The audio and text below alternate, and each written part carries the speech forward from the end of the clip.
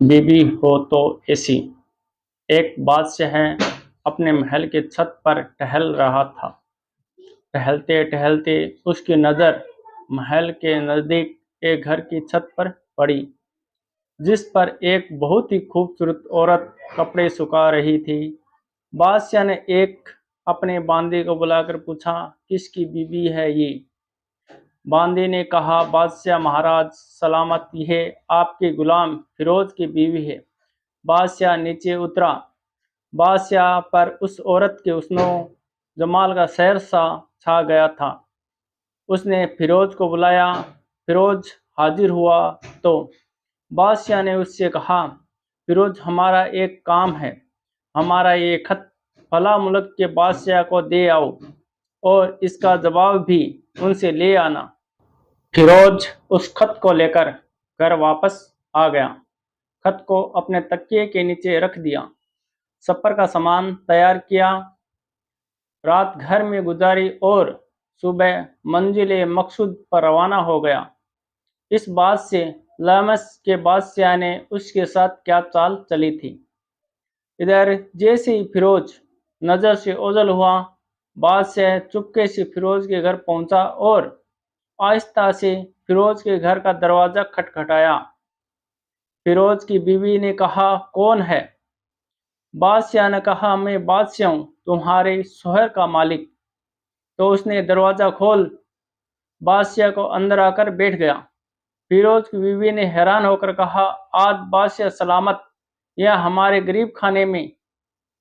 बादशाह ने कहा, मैं यहाँ मेहमान बनकर आया हूँ। फिरोज की बीवी ने बादशाह का मतलब समझकर कहा, मैं अल्लाह की पनाह चाहती हूँ। अब इस तरह आने से जिसमें मुझे कोई गैर नजर नहीं आ रही है। बादशाह ने गुस्से से कहा, ए लड़की, क्या कह रही हो तुम? शायद तुमने मुझे पहचाना नहीं। मैं बादशाह हूँ, तुम्हारे शोहर का मालिक। फिरोज की बीवी ने कहा, बादशाह सलामत, मैं जानती हूँ कि आप ही बादशाह है, लेकिन बुजुर्ग कह गए हैं, शेर को अगरेचे जीतने की ही भूख क्यों नहीं लगी हो, वह मुर्दार तो नहीं खाना शुरू कर देता है। और बादशाह, तुम उस कटोरे में पानी पीने आए हो जिसमें तुम्हारे कुत्ते ने पानी पिया है। बादशाह उस औरत की बातों से बड़ा शर्मसार हुआ और उसको छोड़कर वापस चला गया, लेकिन अपनी चप्पल वहीं भूल गया। यह सब तो बादशाह की तरफ से हुआ। अब फिरोज को आधे रास्ते में याद आया कि जो खत बादशाह ने उसे दिया था वह तो घर पर ही छोड़ आया है। उसने घोड़े को तेजी से वापस मोड़ा और अपने घर की तरफ लौटा।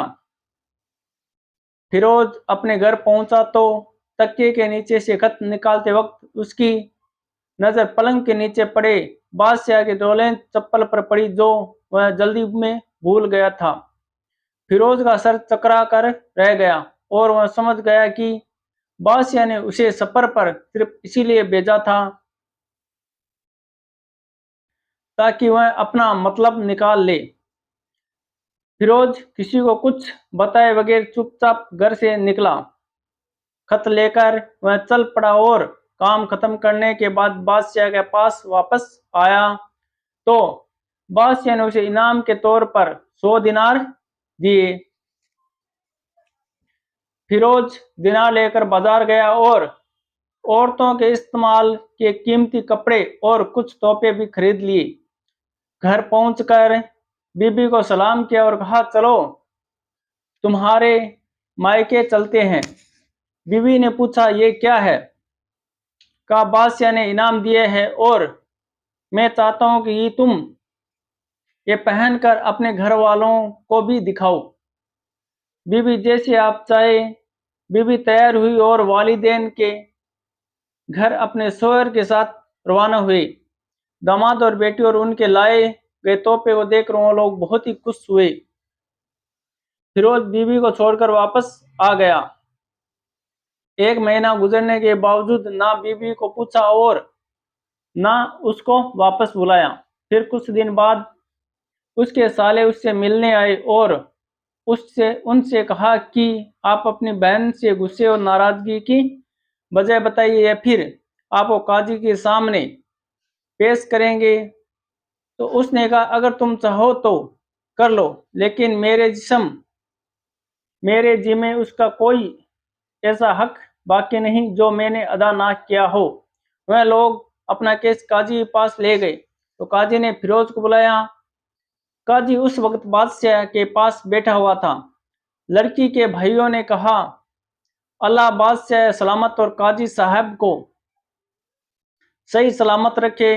काजी साहब, हमने एक सब्ज बाग, दरख्त फलों से भरे हुए और साथ में मीठे पानी का कुआं इस शख्स के हवाले में दिया था, तो इस शख्स ने हमारा बाग उजाड़ दिया, सारे फल खा लिए, दरख्त काट लिए और कुएं को खराब करके बंद कर दिया।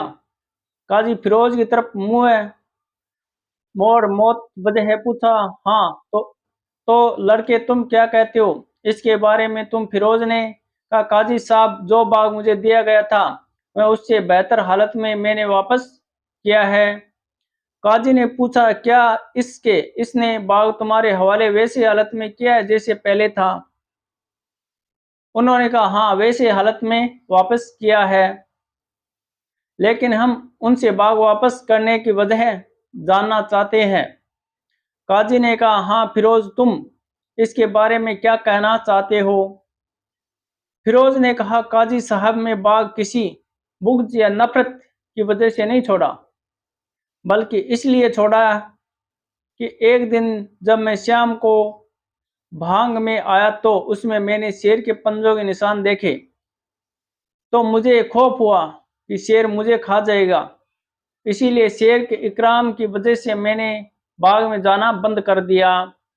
बादशाह जो टेक लगा हुए सुन रहा था, ये सब कुछ सुन रहा था, उठकर बैठ गए और कहा, फिरोज, अपने बाग की तरफ अमन और मुतमईन होकर जाओ। अल्लाह की कसम, इसमें कोई शक नहीं है कि शेर तुम्हारे बाग आया था, लेकिन वो वहां पर ना तो कोई असर छोड़ सका और ना ही कोई पत्ता तोड़ सका और ना ही कोई फल खा सका।